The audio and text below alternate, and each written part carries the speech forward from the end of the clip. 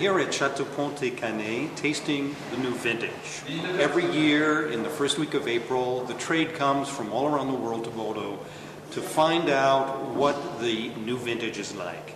This year, to taste the 2007s is not necessarily an easy experience, especially after the preceding two vintages. 2005, of course, was met with enormous acclaim, quite justified, for the incredible complexity, depth, richness, dimension of the vintage. 2006, while it was hardly embraced, will be recognized, I am sure, as a classic vintage in many parts of Bordeaux, a year with a precision and a finesse, truly a vintage that will reward keeping.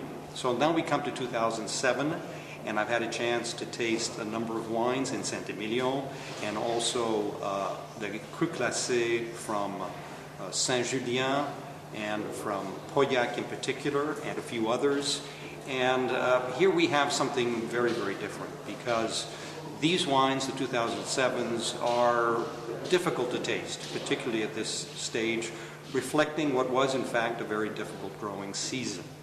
There is a hardness in many of the wines. There's a lack of charm.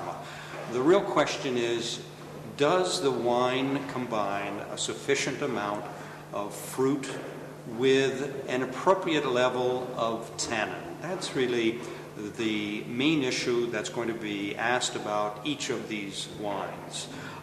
In some, there's an underripe or a green quality. The phenolics are clearly not ripe, and so you find stringent and even, unfortunately, bitter tannins. In the best wines, there's a good balance of fruit together with structure.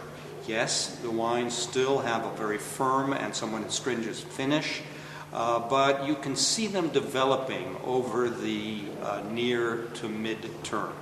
It will be, as is often said, a race between the fruit and the structure. But that's always what's interesting about tasting a vintage, and particularly one like this. It's easy to taste the great years, but for a professional, what really pays off is to find the best wines in a year that's difficult, like 2007.